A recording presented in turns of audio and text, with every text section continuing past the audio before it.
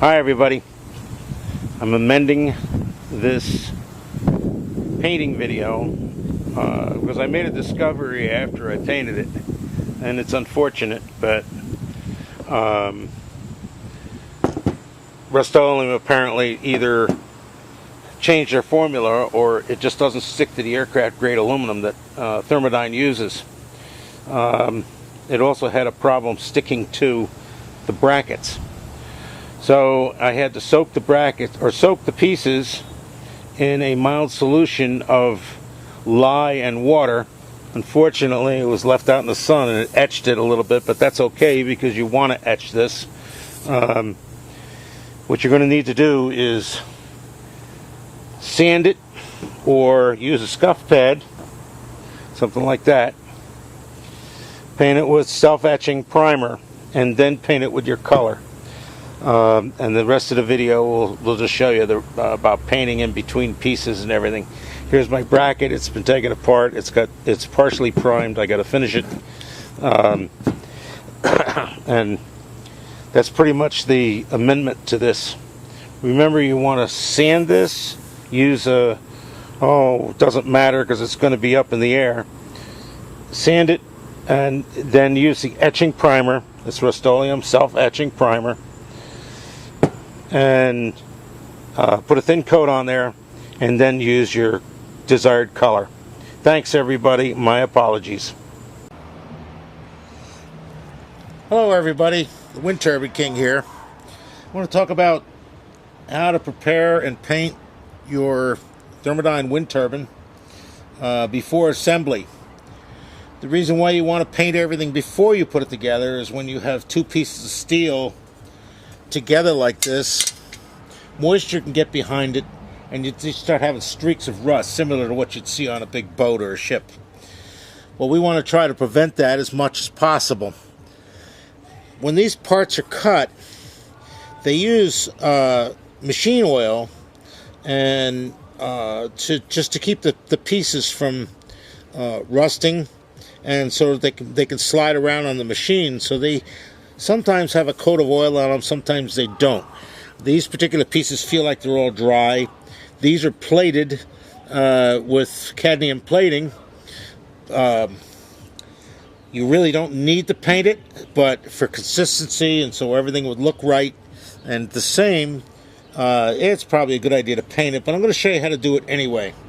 To start with, in this bracket, I've already taped this off.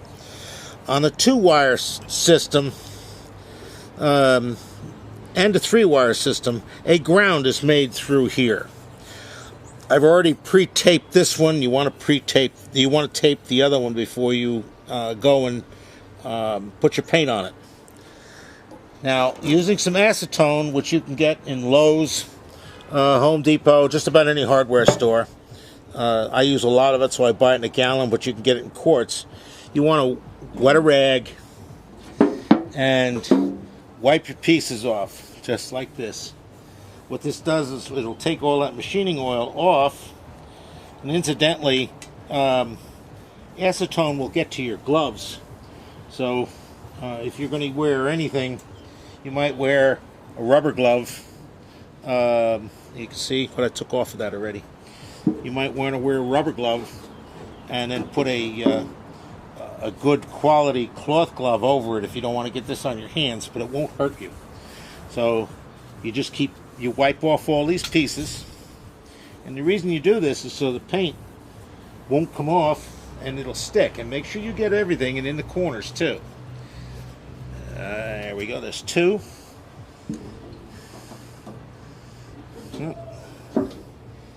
Now it'll evaporate pretty quick. Acetone is safe. It's not a carcinogen, and I guess I better flip that over. It's getting pretty dirty. The only thing it'll do is dry your hands out, so you just take a little bit of hand lotion and put it on when you're done, because your skin will turn white. You might be able to see it already. Get into the corners here. Okay.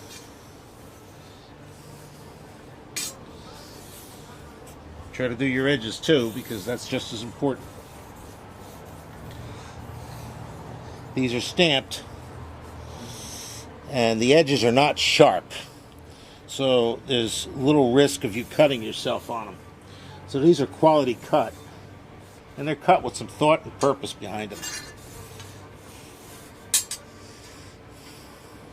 These are the hardest parts. That's why I'm doing them first.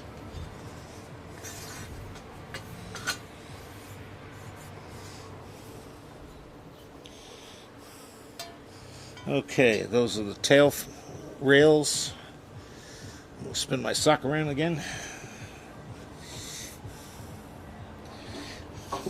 These are the sleeves that go behind the PMA, or the wind turbine generator itself, to the bracket. These are just rolled pieces of steel, so you want to try to make sure they're clean, and we didn't get much off of that.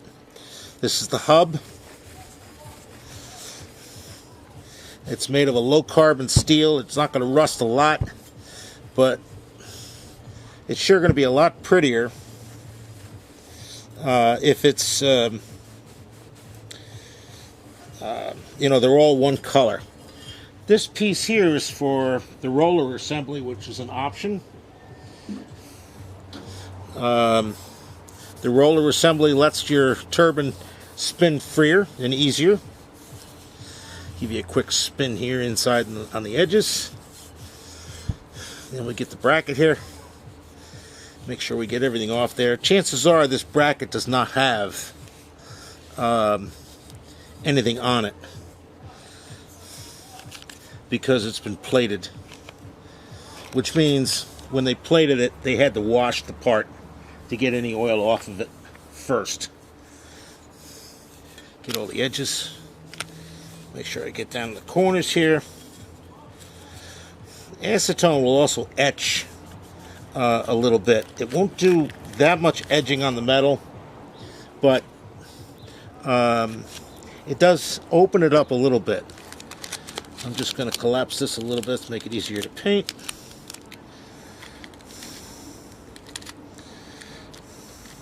There we go. And then we have the tail fin. Now this particular tail fin is made of aluminum. Bright and shiny, but do you want to look at that bright and shiny on your roof when you've got the rest of your parts all nice and gray, or whatever color you choose? I'm going to choose gray because I bought the Rust-Oleum. They didn't have a blue, but you can get Rust-Oleum in just about any color. A powder blue looks good, and a gray looks good. Now today we're only going to be able to paint one side at a time, but you'll get the idea. So what you're going to want to do is paint and then let it dry, and then tomorrow come out and paint again. Okay, we're going to move that out of the way. This is what I'm using. Lowe's, Home Depot, just about any hardware store has this. Rust-Oleum was pretty much the best one out there. There's a couple other ones, but they're all about the same. Best suggestion is don't skimp on your quality when you buy this stuff. I've already pre-shaken this can. I'll get this out of the way. Real simple. I'll start on the tail fin.